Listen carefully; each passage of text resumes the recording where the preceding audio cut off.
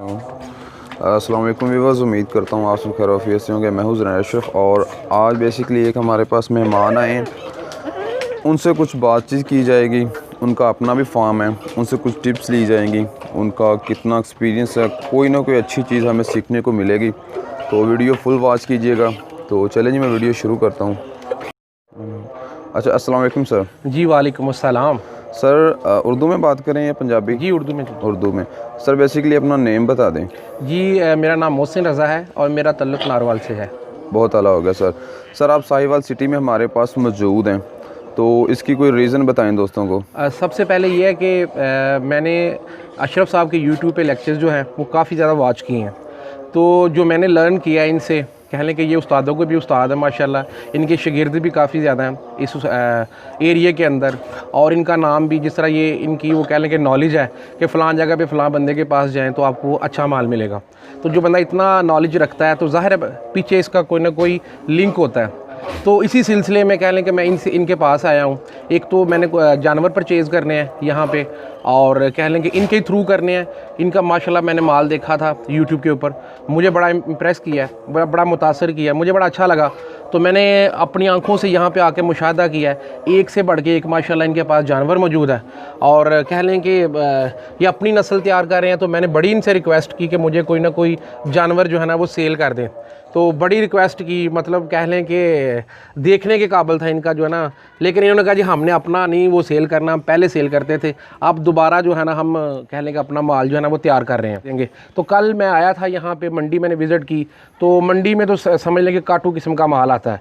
तो जो घर में रखने वाला फार्म, मैंने अपना फार्म बनाया। बेसिकली मैं टीचर्स ट्रेनर हूँ और तकरीबन पाकिस्तान के अंदर मैंने 5 से 6 लाख लोगों को ट्रेंड किया है। मैं अल्हम्दुलिल्लाह उस्तादों को पढ़ाता हूँ कि बच्चों को किस तरह आगे आपने पढ़ाना है। तो मैंने को 5-6 बुक्स भी लिखी हैं इसके ऊपर। तकरीबन पाकिस्तान के हर डिस्ट्रिक्ट में, तकरीबन हर कह लें कि सूबे के अंदर मैं ट्रेनिंग करवा चुका हूँ, गिलगित से लेकर कराची तक। तो क्योंकि लॉकडाउन था, लॉकडाउन में फिर मैं कह लें घर में फारिग बैठा हुआ था। तो वहाँ पे मैंने बैठे हुए सोचा कि कोई ऐसा काम किया जाए जिसमें कह लें कि बंदे की अर्निंग स्टार्ट हो जाए। और कह लें कि अभी मैं अर्निंग फ़ेज़ में हूँ, और मैं कह लें सॉरी मैं अभी लर्निंग फेज़ में हूँ। तो जब कहेंगे सीखना बंद तो जीतना बंद, लर्न मोर तो earn more, learning behind earning. इंसान तब अपनी अर्निंग बढ़ाता है जब वो लर्निंग बढ़ाता है। तो मैं इनसे काफ़ी ज़्यादा मैंने मालूमात भी ली है, काफ़ी कुछ सीखा भी है, काफ़ी नुस्खे भी पूछे हैं। रात गए तक हम इनके साथ मैंने टाइम गुजारा है। तो कल मैं यहाँ पर आया था, तो मंडी मैंने विज़िट की। तो ये किसी अपने ना खेतों को पानी लगा रहे थे। इन्होंने कहा जब मंडी में रुके तो मैं ना तकरीबन 1-2 बजे के करीब आऊँगा।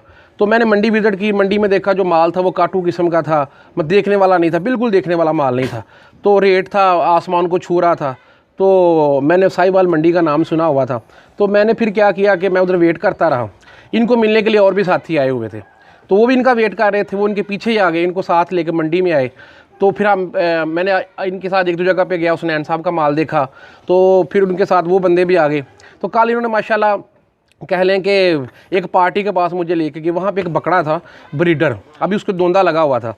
तो वो जो दोंदा लगा हुआ था उसको तकरीबन वो सेल किया 3.5 लाख रुपए का, तकरीबन देखने वाली चीज़ थी, दोंदा था। ओ भाई ने ना मंगया की उनको रेट, उसने कहा जी 5 पर्चियाँ दे रहे हैं। मैंने कहा 5 मतलब, कहता 5 लाख रुपया डिमांड की।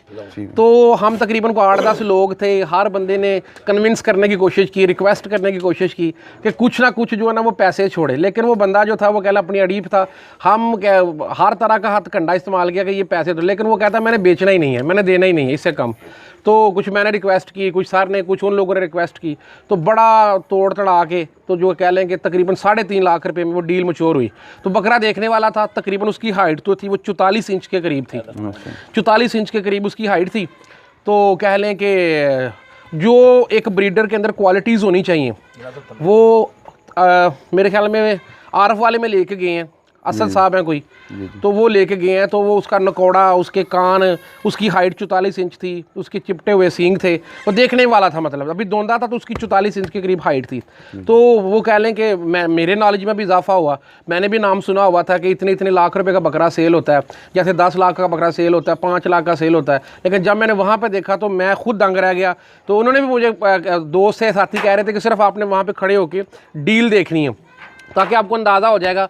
तो जैसा नाम मैंने साहिवाल का सुना हुआ था कि वाकई साहिवाल के अंदर जो है ना शौकीन लोग रहते हैं और सबसे अहम बात, शौकीन के साथ साथ कह लें कि यहाँ पे क्वालिटी रखने वाले लोग रहते हैं। तो मुझे तो इनकी परचेजिंग से, उनके शौक़ से अंदाज़ा हुआ। हालांकि मुझे इतना नॉलेज नहीं था, मैंने एक अभी लर्निंग फेज़ में अभी सीख रहा हूँ, तो मुझे इतना अंदाज़ा नहीं था कि यार इस तरह का भी होता है मामला। तो जो अनाड़ी होते हैं वो अनाड़ी होते हैं, मतलब कहने वाले कहते हैं यार इतने का बकरा बिक गया, उसके अंदर कौन सी खास बात थी। मैंने उनको कहा यार बाज़ार 20 रुपये किलो सेब भी हैं और 40 रुपये किलो सेब भी हैं, होते सेब भी हैं। 70 एक 80,000 रुपये की आ रही है और एक 50,000 की आ रही होती, 70 है, दोनों में फ़र्क होता है। तो मैंने फिर देखा कि बात तो निस्बत की होती है, टाइल वही होती है जो वाशरूम में लगती है और टाइल वही जो मस्जिद में लगती है, बात सिर्फ निस्बत की होती है। तो जो मैंने वहाँ पे देखा, मैंने कहा यार बड़ा रेट लगा है, लेकिन उसने कहा जी इसकी वालदा बाप था, ये नस्ल मतलब इस तरह की है जिस पे ये इतना महंगा बिका है। तो अभी हम इंशाल्लाह ताला थोड़ी देर तक निकलने लगे हैं बस माल देखने के लिए। तो कह लें कि मैं नारोवाल से स्पेशली इनसे रब्ता कि इनका माल देख के इम्प्रेस हुआ था और बार बार दिल करता है कि इनका माल बंदा देखे, लेकिन मैंने बड़ी रिक्वेस्ट की है, कहते हैं कि हमने अपना माल नहीं सेल करना। तो अभी इनके साथ इंशाल्लाह कहते हैं 1-2 साथी हैं, मेरे दोस्त हैं, तो मैं आपको वहाँ पे लेके जाता हूँ। कल भी हम सारा दिन विजिट करते रहे हैं, 8-10 पट्टी हमने खरीदनी है। मैंने नया फार्म नारोवाल में स्टार्ट किया है, नारोवाल गोट फार्म के से। तो नारोवाल में अभी मेरे पास कुछ कह लें कि 10-12 जानवर हैं, टूट कर कह लें कि ये भी टूटे हुए हैं। अभी इन्होंने जैसे मुझे बताया कि हमने वो कह लें कि बड़ी मिस्टेक्स की, अब हम अपना माल नहीं सेल कर रहे। तो अब दोबारा वो एक विजन पे काम कर रहे हैं। एक उनका विजन है कि हमने यहाँ पे पहुँचना है। वो कहते हैं गुड्डी तुनका तुनका करके चढ़ दी है, आहिस्ता आहिस्ता ऊपर जाती है। तो अभी हम कह लें कि ऊपर जा रहे हैं। तो वो पढ़ाई और चढ़ाई जो होती है, ये जो लर्निंग फेज़ होता है, ये थोड़ा मुश्किल होता है, क्योंकि अभी मैं सीख रहा हूँ इनसे। तो इंशाल्लाह ताला मुझे उम्मीद है कि आज भी काफ़ी कुछ इनसे सीखने का मौका मिलेगा और एक से बढ़ के एक ये मुझे माल दिखाएंगे इंशाल्लाह। वो 10-20 के करीब पट्ठे लेके देंगे मुझे इंशाल्लाह ताला। उम्मीद है कि ताकि मैं भी अभी नया फार्मर हूँ, तो अपने फार्म के अंदर वो पट्टे शट्टे रखूँगा। तो आने वाले वक्त में इंशाल्लाह ताला मैं भी चाहता हूँ कि इसी तरह का मैं भी माल तैयार करूँ, जो मुझे चीज़ मुतासर की है, जो चीज़ मुझे खींच के लाई है, मैं भी इस तरह का माल तैयार करूँ ताकि लोग मेरे पास भी इसी तरह कह लें कि आएँ। और ब्रांड एक तैयार करना चाहता हूँ। तो ब्रांड तभी तैयार होता है जब बंदा ब्रांड के लोगों से मिलता है। तो अशरफ साहब के पास जो माल है वो वाकई वो देखने वाला ब्रांड है। और साहिवाल का तो नाम ऐसे माशाल्लाह पूरे पाकिस्तान में फेमस है। जी एक गल मैं पूछना मैं, तुसीं मेरे को कल दे आए जे, ਤੁਸੀਂ ਮੈਨੂੰ ਕੱਲ ਦਾ ਵੀ ਦੌਰ ਲਾ ਲਿਆ, ਮੈਨੂੰ ਆਪਣੇ ਕੋਲ ਪੱਠਾਂ ਦਵੋ, ਆਪਣੇ ਕੋਲ ਮਾਦੀਆਂ ਦਵੋ, ਮੈਂ ਤੁਹਾਨੂੰ ਆਪ ਨਹੀਂ ਦੇਣਾ ਚਾਹੁੰਦਾ। ਔਰ ਮੈਂ ਲਿਆ ਕੇ ਇਸ ਤਰ੍ਹਾਂ ਲੋਕਾਂ ਨੂੰ ਵਿੱਚ ਵੀ ਵੇਚ ਵੀ ਸਕਦਾ। ਮੈਂ ਤੁਹਾਨੂੰ ਦੱਸਿਆ ਮੈਂ ਨਹੀਂ ਵੇਚਣੀ ਗੱਲ। ਵੀ ਲੋਕਾਂ ਮਾਲਕਾਂ ਕੋ ਆ ਕੇ ਡਾਇਰੈਕਟ ਗੱਲ ਕਰੋ, ਮਾਲਕਾਂ ਕੋ ਆ ਕੇ ਪੁੱਛੋ। ਜਿੱਥੇ ਵੀ ਜਾਣਾ ਅਸੀਂ ਤੁਹਾਨੂੰ ਦੱਸ ਦਿਆਂਗੇ ਮਾਲ ਫਲਾਣੀ ਜਗ੍ਹਾ ਤੇ ਖੜਾ। ਹੁਣ ਜਿੱਥੇ ਕੱਲ ਆਪਾਂ ਬੱਕਰਾ ਵੇਖਿਆ ਜਿਹੜੀ ਡੂੰਗੀ ਜਗ੍ਹਾ ਤੇ, ਹਾਂਜੀ ਹਾਂਜੀ, ਕੋਈ ਅਕਲ 'ਚ ਆਏ ਕਿਸੇ ਬੰਦੇ ਤੇ ਕੰਮ नहीं जी है। वो सिर्फ एक बी उस इलाके साहिवाल के इलाके जो इको ही बकरा सीगा। अच्छा माशाल्लाह, जेड़ा ब्रीड तुहानू मैं कल विखाया ना, हाँ जी, वो इको ही बी सीगा। और एडे वड्डे बंदे सी भी जिन्हां ने चेक करना सीगा। वो 10 बैठा लोगों नूं, लोग उन्हां दे मगर पै गए। वो लोग वेला चले गए, असीं उन्हां दी पार्टी दे मगर आप गए बाद च। ठीक है, आपां बाद च गए समझो भी वो अगे जा रहे सन। आपां के भी दाबा भी जाके वेखी की गल है। अलग मेरे को दोस्त सन, दोस्त मेरे जिन्हां दा मैं नाम लेना चाहुंदा, जिन्हां नूं मैं लैके देना सीगा। मैं कहा जे मेरी निगाह च आया तो मैं रख लांगा आप मुल। तो वो जो दूजे भाई मैनू नहीं पता लगता भी चौधरी असद ये असद ये पहले मैं सोचता ही हो असद आ। जो लै लिया ना बकरा, उत्थे आके मैं थोड़ी तंगी हुई। मैंने अपने मेरे दोस्त जो कसूर के रहते थे, मैं लैके उन्होंने देना ही। वो है ना जो कुछ साढ़े गुजर बरादरी के बंदे जो नाल गए सन, वो उन्होंने महसूस होया भी जो मैं गेड़ा कढ़ आया ना भी सिर्फ गेड़ा कढ़ के कोई चीज़ आ। उत्थे मैनू दस पै गई मंडी भी आप चलिए, चल गए बकरा वेख के आइए। तो वो ये चले बंदे, आप ही मगरे चल गए हैं तुहानू नाल लैके। वो जाके बकरा वेख के वेख लो तुहाडे सामने कितना मुल होया, कितना मालक ने मंगया, कितना रेट वधिया। आहो जी 5 लाख तो काम शुरू। मैं ना भी अकलों बाद वो बकरा 2 लाख का बकरा सीगा, जेड़ा 3.5 लाख का कल विकिया। बाकी वो सिर्फ शौक तौर वो जो बंदे आए थे ना, उन्होंने पता लग गया जो अशरफ मगर फिरदा ना, इन्हें सानू उन्हें बकरा नहीं लैन देना। ये हकीकत भी है, हकीकत जी गल ठीक हो गया। ये उन्होंने कोई लर्जी या समझो जो मार समझ भी उन्होंने बकरा ले लिए। आ गड्डी 'च मैं बैठा था, मैं नाल बिठाया था ते गड्डी 'ਚ ते ਉਹ ਕਹਿੰਦਾ ਬੱਕਰਾ ਵਿਕ ਜਾਣਾ ਵਾ, ਕੱਲ ਤੱਕ ਵਿਕ ਜਾਣਾ, ਬੱਕਰਾ ਵਿਕ ਜਾਣਾ। ਨਹੀਂ ਉਹਨਾਂ ਨੇ ਧੱਕੇ ਨਾਲ ਲੈ ਕੇ ਉਹਨਾਂ ਕੋਲ ਤੇ ਸਿਰਫ ਕਸ਼ਮਕਸ਼ੀ ਨਾਲ ਲੈ ਗਏ ਨੇ। ਉਹ ਨਸਲ ਚੰਗੀ ਸੀ ਉਹ ਬੱਕਰੇ ਦੀ। ਆਪ ਕੇ ਮਾਸ਼ਾਅੱਲਾ 44 ਇੰਚ ਹੈ। ਤੁਸੀਂ ਹੁਣ ਪੱਠਾ ਕਿਹਦੇ ਕੋ ਮੈਨੂੰ ਆਖੇ ਮੈਂ ਕਿਹਦੇ ਕੋ ਲੈਣ ਜਾਣੀਆਂ ਵਾ। ਤੁਸੀਂ ਮੈਨੂੰ ਦੱਸਿਆ ਵੀ ਸ਼ਹੀਦੀ ਦਾ ਲੈ ਆ ਸ਼ਹੀਦੀ ਦਾ ਨਾਂ ਲਿਆ ਸੀ, ਪੱਪੂ ਗੁੱਜਰ, ਲਿਆਸ ਗੁੱਜਰ, ਫੀਕ ਗੁੱਜਰ। ਨਹੀਂ ਵੀ ਜਿੰਨਾ ਕੋਲ ਮੈਨੂੰ ਲੈ ਕੇ ਚਲੋ ਜਸਨੈਨ ਸਾਹਿਬ ਕੋ। ਨਹੀਂ ਔਰ ਆਪਣਾ ਰਸ਼ੀਦੀ, ਹਾਂਜੀ ਸ਼ਹੀਦੀ ਕੋ ਐਵੇਂ ਕਿਹਾ ਸੀ ਨਾ। ਹਾਂਜੀ ਹਾਂਜੀ, ਸ਼ਹੀਦੀ ਦੇ ਘਰ ਦਾ ਬੱਚਾ ਵੀ ਬੜਾ ਚੰਗਾ ਸੀ। ਅੱਛਾ ਠੀਕ ਹੋ ਗਿਆ, ਠੀਕ ਹੋ ਗਿਆ। ਉਹ ਨਾਂ ਦਾ ਵੇਖ ਗਿਆ ਵਾ। ਉਹਨਾਂ ਨੇ ਉੱਥੋਂ ਲਿਜਾ ਕੇ ਵਾਲਦਾ ਲਿਜਾ ਕੇ ਨਾ ਬੱਕਰੀ ਦੀ ਬੱਕਰੇ ਦੀ ਕਰਾਸ ਕਰਾ ਕੇ ਗੱਡੀ ਦੇ ਵਿੱਚ ਲਿਆ ਕੇ ਉਹਨਾਂ ਉਹ ਜ਼ਿਮੀਂਦਾਰ ਲੋਕਾਂ ਨੇ ਰੱਖੀ ਸੀ। अच्छा ਉਹ अच्छा ਵੇਲਾ ਕੈਸੀ ਉਹ ਜਗ੍ਹਾ ਜਿੱਥੇ ਕੋਈ ਬੰਦਾ ਜਾ ਨਹੀਂ ਸਕਦਾ। ठीक हो गया। ਹਾਂਜੀ ਵੇਲੋ ਆਹ ਜੀ ਉਹ ਤੇ ਬਾਰਿਸ਼ ਵੀ ਹੋਈ ਦੀ ਹਰ ਬੰਦੇ ਨੂੰ ਗੁਜ਼ਾਰਿਸ਼ ਕਰਦਾ ਬੀਜ ਚੰਗਾ ਰੱਖੋ। ਸਾਡੀ 2 ਦਫਾ ਗੱਡੀ ਪੈਂਚਰ ਹੋਈ ਹੈ, ਰਸਤਾ ਹੀ ਇੰਜਦਾ ਸੀ ਇੰਜ ਦੇ ਨਾਲ ਅੱਜ ਉੱਥੇ ਕੋਈ ਜਾ ਹੀ ਨਹੀਂ ਸਕਦਾ ਜਿੱਥੋਂ ਲੈ ਕੇ ਲੱਭ ਇਹ ਮੈਂ ਤੁਹਾਨੂੰ ਵੀ ਗੁਜ਼ਾਰਿਸ਼ ਕਰਦਾ ਵਾਂ ਬੱਕਰੀਆਂ ਹਲਕੀਆਂ ਲਵੋ ਜਿਹੋ ਜਿਹੀਆਂ ਮਰਜ਼ੀਆਂ ਲਵੋ ਤੇ ਤੂੰ ਬੱਕਰੀ ਤੇ ਲਓਗੇ 2-2 ਲੱਖ ਦੀ ਤੁਹਾਨੂੰ ਕੀ ਬਿਲਕੁਲ ਸਹੀ ਹੋ ਗਿਆ, ਬਿਲਕੁਲ ਠੀਕ ਜਿਸ ਵਕਤ ਤੁਸੀਂ 20 ਮਾਸ਼ਾਅੱਲਾ ਉੱਤੇ ਲਿਆ ਕੇ ਟੈਡੀ ਦੋਗਲਾ ਛੱਡ ਲੈਣਾ। ਰਿਜ਼ਲਟ ਸਭ ਤੋਂ ਪਹਿਲੇ ਹਮੇਸ਼ਾ ਨੀਂਹ ਪੱਕੀ ਕਰੋ ਫਿਰ ਹੀ ਕੋਠਾ ਨਹੀਂ ਹਿੱਲਦਾ। ਬਿਲਕੁਲ ਠੀਕ। ਮੇਰੇ ਕੋਠੇ ਤੇ ਲੱਗੇ ਥੋੜਾ ਜਿਹੇ ਨੀਂਹ ਮੇਰੇ ਕੋਲ ਕੱਚੀ ਹੋ ਗਈ ਸੀ। ਠੀਕ ਹੋ ਗਿਆ। ਹੁਣ ਮੈਂ ਬਗੈਰ ਤੁਹਾਨੂੰ ਵੀ ਕਹਿੰਦਾ ਬੱਕਰੀਆਂ ਦੀ ਨੀਂਹ ਆਪਣੀ ਨੀਂਹ ਬਗੈਰ ਮਜ਼ਬੂਤ ਕਰੋ। ਠੀਕ ਹੋ ਗਿਆ। ਮਜ਼ਬੂਤ ਉੱਤੇ ਜੋ ਮਰਜ਼ੀ ਸਾਰੇ ਚਲੋ। ਬਿਲਕੁਲ ਠੀਕ ਹੋ ਗਿਆ। ਸਭ ਤੋਂ ਪਹਿਲੇ ਬਰੀਡਰ ਲਿਆ ਕਰੋ। ਠੀਕ ਹੋ ਗਿਆ। ਬਰੀਡਰ ਤੋਂ ਬਾਅਦ ਬੱਕਰੀ ਜਿਹੋ ਜਿਹੀ ਮਰਜ਼ੀ ਲੈ ਲਓ ਨਾ ਲਵੋ ਉਹ ਬੱਕਰਾ ਸੇਲ ਵੀ ਹੋ ਸਕਦਾ ਲਵੋ ਇਹ ਮਹਿੰਗਾ ਨਾ ਲਵੋ। ਠੀਕ ਹੈ। 50 ਦਾ 35 ਦਾ 36 ਦਾ 40 ਦਾ ਲੱਖ ਦਾ ਬੜੀ ਖਿੱਚ ਮਾਰ ਕੇ 1.5 ਲੱਖ ਦਾ ਬੱਕਰਾ ਉਹ ਹੁੰਦਾ ਜਿਹੜਾ ਨਾਮੀਨੇਟ ਆ। ਉਹਨਾਂ ਲੋਕਾਂ ਨੂੰ ਵੇਖ ਕੇ ਆਪਾਂ ਨਹੀਂ ਜਾਣਾ। ਠੀਕ ਹੋ ਗਿਆ। ਸਮਝਦੇ ਜੇ ਉਹਨਾਂ ਦਾ ਸ਼ੌਂਕ ਉਹਨਾਂ ਨਾਲ ਆ ਆਪਣਾ ਸ਼ੌਂਕ ਆਪਣੇ ਨਾਲ ਆ। ਠੀਕ ਹੈ। ਹੁਣ ਇੱਕ ਆਦਮੀ ਦਾ ਸ਼ੌਂਕ ਦਿਲ 'ਚ ਰਹਿ ਜੂ ਗਰੀਬ ਆਦਮੀ ਕਿੱਥੋਂ 2 ਲੱਖ ਦਾ ਲਏਗਾ। ਬਿਲਕੁਲ ਸਹੀ। ਉਹ ਛੋਟਾ ਬੱਚਾ ਲੈ ਲੇ ਵੀ 25,000 ਦਾ 26 ਦਾ 30 ਦਾ 10,000 ਦਾ ਲੈ ਲਵੇ ਜਿਹੜਾ ਅਕਲਮੰਦ ਬੰਦੇ ਕੋ ਕਿਸੇ ਕਿਤੋਂ ਲੈ ਲਵੇ। ਹਰ ਬੰਦੇ ਮੈਂ ਤੁਹਾਨੂੰ ਨਾ ਨੰਬਰ ਜਨੈਲ ਸਾਹਿਬ ਨਾਲ ਜਾ ਕੇ ਠੀਕ ਹੈ ਪ੍ਰਾਈਵੇਟ ਵਾਲਾ ਨੰਬਰ ਲੈ ਕੇ ਦੇਣਾ ਵਾ। ਠੀਕ ਹੈ। ਯਾਰ ਇਸ ਨਾ ਕਰੋ। ਠੀਕ ਹੈ। ਤੁਸੀਂ ਹੁਣ ਜਿਹੜਾ ਫਾਰਮ ਬਣਾਉਣਾ ਚਾਹੁੰਦੇ ਆ ਪੱਠਾਂ ਦਾ ਹਾਂਜੀ ਹਾਂਜੀ ਇਹ ਤੁਹਾਨੂੰ ਅੱਗੇ ਕਿੰਨੀਆਂ ਤੁਹਾਡੇ ਕੋਲੇ ਮੇਰੇ ਕੋਲ ਹਨ 13 ਪੱਠਾ। ਐਸਾ ਪੁੱਛਣਾ जी। अच्छा जी जी तुसी जानवर हजे अभी आपके पास टोटल कितने जानवर हैं? मेरे पास अभी 10 रह गए हैं। 10 तो उनको आप खुराक वगैरह चराई करा रहे हैं या घर पे? हाँ मैंने जो टोटली है ना वो अपने फार्म पे ही कह लें कि रखे हुए हैं। सिटी के अंदर मेरा फार्म है, रेंटेड फार्म है। तो मैंने बड़ा अच्छा सिस्टम बनाया हुआ। तकरीबन मैं एक बकरी के ऊपर जो मेरी लागत आ रही है वो 35 रुपए के करीब आ रही है पर डे। और 35 रुपए के अंदर जो चीज़ें मैं डाल रहा हूँ ना तो वो बंदा सुनेगा तो कहता है ये पॉसिबल ही नहीं है। मसलन मैं उसके अंदर तूड़ी डाल रहा हूँ, सूड़ी डाल रहा हूँ, चोकर डाल रहा हूँ, उसको 3 किस्म के ऑयल दे रहा हूँ। तेल जो है नंबर 1 सरसों का तेल है, वो तारे मिले का तेल है और एक तिलों का तेल है और एक मैंने स्टॉमिक पाउडर बनाया हुआ है वो इंडिया से नुस्खा ली। उसके अंदर 10 चीज़ें मिक्स की हुई है मैंने। अच्छा इसके अंदर मैं ICI का वंडा डाल रहा हूँ और साथ में मैं कनक ज्वार बाजरा इस तरह की चीज़ें दे रहा हूँ।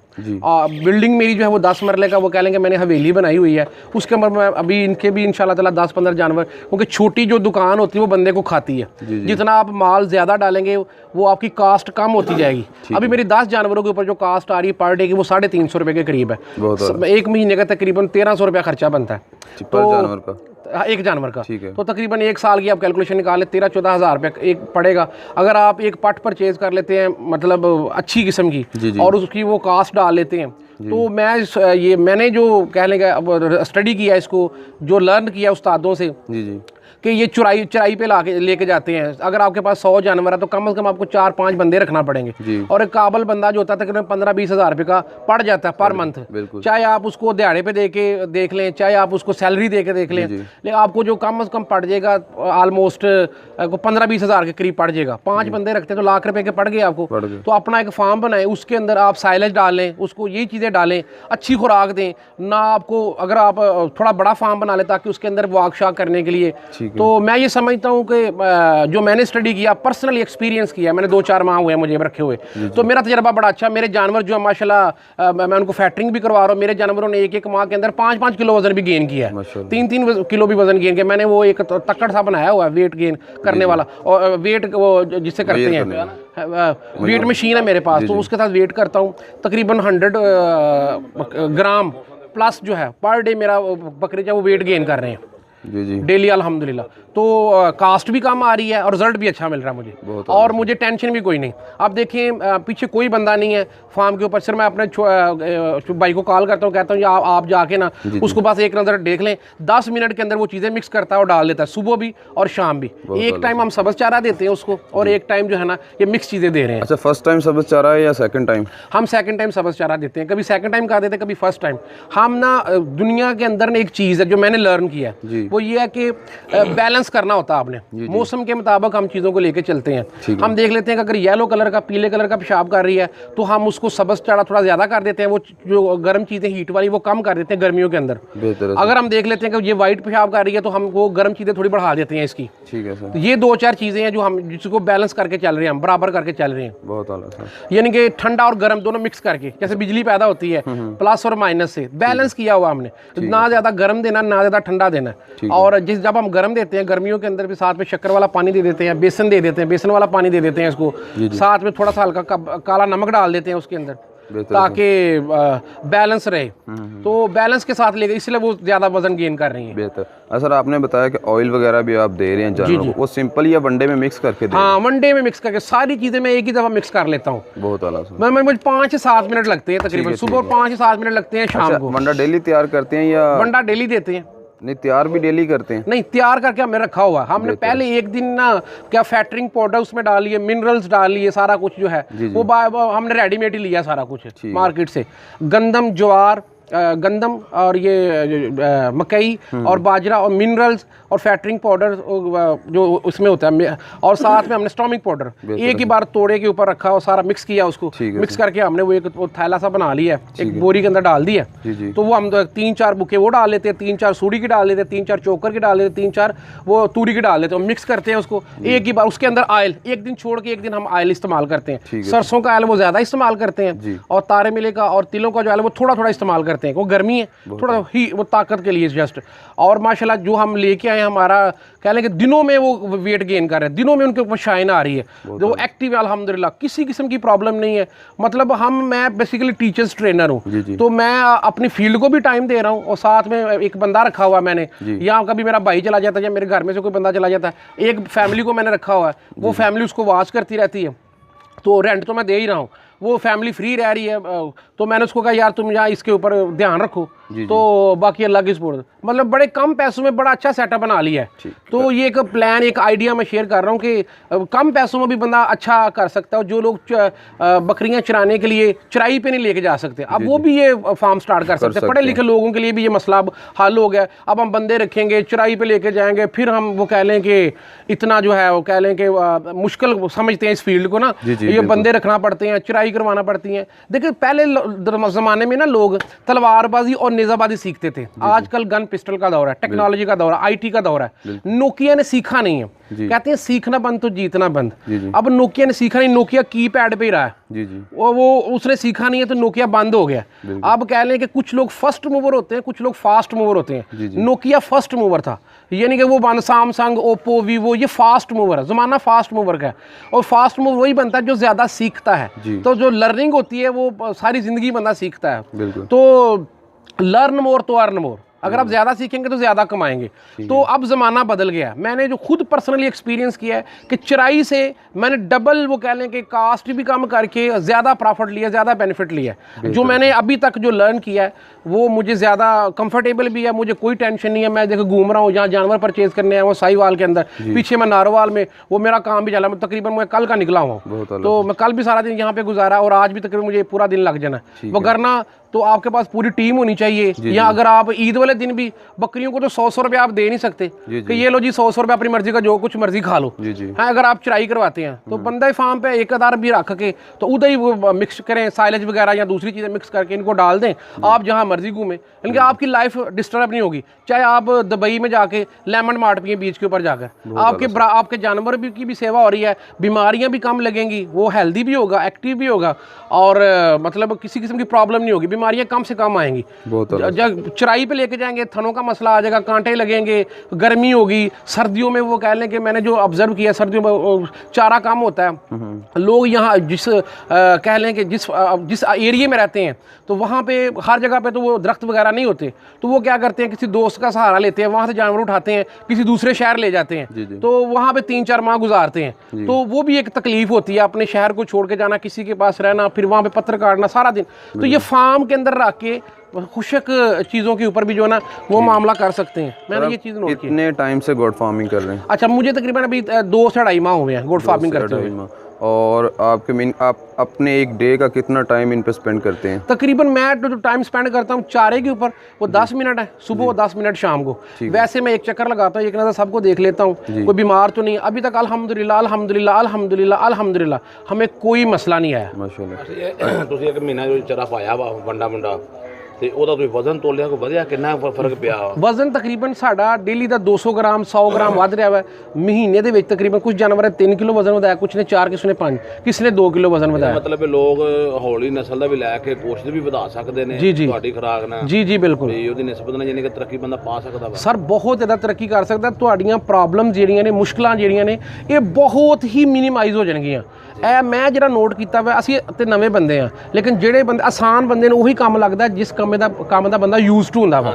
ਮਸਲਨ ਤੁਸੀਂ ਚਰਾਈ ਕਰਵਾਉਂਦੇ, ਤੁਹਾਡੇ ਤੇ ਚਰਾਈ ਕਰਾਉਣਾ ਆਸਾਨ ਹੈ। ਅਸੀਂ ਪੜ੍ਹੇ ਲਿਖੇ ਬੰਦੇ ਆ, ਸਾਡੇ ਹੱਥ ਚਰਾਈ ਕਰਨਾ ਮੁਸ਼ਕਲ ਹੈ। ਤੇ ਇਹ ਕੰਮ ਜਿਹੜਾ ਪੈਗੰਬਰਾਨਾ ਪੇਸ਼ਾ ਵਾ, ਇਹ ਹੁਣ ਪੜ੍ਹੇ ਲਿਖੇ ਲੋਕ ਵੀ ਕਰ ਸਕਦੇ ਨੇ ਈਜ਼ੀਲੀ, ਜਿਹੜੇ ਲੋਕ ਚਰਾਈ ਨਹੀਂ ਕਰਾ ਸਕਦੇ। ਕੰਮ ਕਾਸਟ ਦੇ ਵਿੱਚ ਟੈਨਸ਼ਨ ਫ੍ਰੀ ਹੋ ਕੇ ਬੰਦਾ ਰੱਖ ਕੇ ਥੋੜੇ पैसे 'ਚ ਇਹ ਕੰਮ मैनेज कर सकते हैं, अच्छा रिजल्ट ले सकते हैं। अच्छा सर, एक और क्वेश्चन है कि आपने बताया पर जानवर 35 रुपीज़ वो एक दिन की कॉस्ट करता है जी। तो अगर अर्निंग की बात की जाए कि बंदा कितना एक जानवर से चले बात कर लेते हैं एक साल में मिन के किस हिसाब से अर्न कर सकता है बंदा उनसे? अच्छा, अभी तो मैंने अर्निंग के हवाले से तो कह लें कि अर्निंग का एक फार्मूला है। अर्निंग का फार्मूला ये होता है, ज़िंदगी जो होती है पहले पे होती है, बाद में प्ले होती है। ठीक है, ठीक है। पहले जब आप पे करते हैं, पे क्या करना, अपने टाइम पे करना है, आपने एनर्जी पे करनी है और पैसे पे करने हैं। बिल्कुल। फिर आप पहले 4 साल पे करते हैं, फिर आप प्ले करते हैं। अगर आप पहले ही प्ले करना शुरू हो जाएं, मतलब जो आपने डाला इसी में इसी को बेच के आप खाना शुरू कर दें, अर्निंग का फार्मूला ही और है। अर्निंग का फार्मूला बेशक चराई है, बेशक आप फार्म पे रखे हुए, अर्निंग का फार्मूला बेशक कोई भी बिजनेस कर रहे हैं दुनिया का, मतलब बेशक आप लोग कह लें कि कोई भी किसी भी किस्म का बिजनेस कर रहे हैं, बेशक ये बिजनेस है, कोई और बिजनेस है, मतलब अल्टीमेट ये जो आखिरकार लोगों का जो पर्पस होता है वो अर्निंग ही होता है। तो अर्निंग का फार्मूला ये है कि पहले आपने पे करना है, बाद में आपने प्ले करना है, अपना टाइम पे करना है, इसके ऊपर इन्वेस्ट करना है, आपने अपना एनर्जी पे करनी है और पैसे भी लगाने हैं इसके ऊपर। तो 3-4 साल आप रोज़ा रखते हैं, 3-4 साल सब्र अल्लाह की रहमत को खींच लाता है। पहले आपने सब्र करना है। तो अगर आप सब्र नहीं करेंगे तो फिर आपको कुछ भी नहीं मिलेगा। वो जैसे जल्दबाजी से करेंगे, जो मतलब तत्ती मुंह पे आ जाए, तो उससे कुछ नहीं मिलने वाला। उससे कुछ इसलिए नहीं मिलेगा, आप इस दूध के ऊपर काम कर लें, आप फैक्टरिंग के ऊपर काम कर लें, आप नस्ल बढ़ाने के ऊपर काम कर लें। 3 साल अगर आप बर्दाश्त कर लेते हैं इसे, तो फिर आपकी नस्लें भी खाती रहेंगी, तो इंशाल्लाह ताला पैसा खत्म नहीं होगा अल्लाह के हुक्म से। 3 साल का रोज़ा रखना है। जिसने कहा जी अभी मैं लेके आया हूँ फौरी सेल कर दूँ, तो भाई वो ये एक बकरियों का वाला का दुनिया का कोई भी काम है उसमें कभी कामयाब नहीं हो सकता। कामयाबी का फार्मूला ये कि पहले सब्र है, पहले सब्र। इन अल्लाह मस साबिरीन, अल्लाह भी सब्र करने वालों के साथ है। अल्लाह ने ये नहीं कहा कि मैं जल्दबाजी, सब्र करने वालों के साथ। सब्र करना, सब्र क्या करना है, आपको लोग कहेंगे भाई फ़ायदा नहीं हो रहा, आपको तकलीफ आएंगी, आपको परेशानी आएंगी, लोग आपको कह लेंगे सोसाइटी वाले को यार आपने महंगा माल ले लिया है, घर में फाके भी पड़ सकती हैं, क्योंकि ये प्राइस है, ये कीमत है जो आपने अदा करनी है। और कामयाबी की कीमत है कि आपको एडवांस में अदा करना पड़ती है। तो ये कीमत है। क्या कीमत है? अभी मैं एक मिसाल से समझाना चाहूँगा। 2 तरह के हीरे होते हैं। एक हीरा वो कार्बन कोयला जिसे कहते हैं, जो मार्केट में 70-75 रुपये किलो मिलता है, 80 रुपये किलो मिलता है। हीरे के अंदर यही कार्बन होता है जो मार्केट में 70-75 रुपये किलो बिकता है। हीरे के अंदर ये कार्बन होता है। तो एक हीरा करोड़ों का बिक रहा है और एक हीरा 70-75 रुपये किलो बिक रहा है। दोनों में फ़र्क क्या है? ये जो आम हीरा होता है, ये कोयला जिसे बोलते हैं, ये कार्बन, इस हीरे के अंदर भी यही होता है। जब इस पे प्रेशर आता है, दबाव आता है, स्ट्रेस आती है, दबाव किस चीज़ का, हालात ख़राब हो गए हैं, दबाव किस चीज़ का, लोग बातें कर रहे हैं, पैसा नहीं आ रहा, ये प्रेशर आता है तो ये टूट कर बिखर जाता है। तो जब हीरे के ऊपर दबाव आता है, प्रेशर आता है, स्ट्रेस आती है, ये टूट कर निखर जाता है। तो जब वो प्रेशर लेता है, जो दबाव लेता है, वही महंगा होता है, वही कीमती बनता है। तो ये प्रेशर असल में क्या प्रेशर, दिल करेगा बेचने को, पैसे ख़त्म हो जाएंगे, तकलीफ आएंगी। 3 साल अगर आप किसी तरह से, या 4 साल किसी तरह किसी भी फील्ड के अंदर आप सब्र कर लेते हैं, तो आने वाले वक्त में इतना पैसा होगा कि आपकी नस्लें खाएंगी इंशाल्लाह। अच्छा सर, एक और क्वेश्चन ये है कि आपने फार्म स्टार्ट किया तो आपके माइंड में कितना बजट है कि मैंने 3 साल पर जानवर, मीन के 3 साल आपने काम करना है ना, आपने उतना पैसा अपने जानवरों पे लगाना है, अपने फार्म पे लगाना है, कितना बजट आपने सोचा है?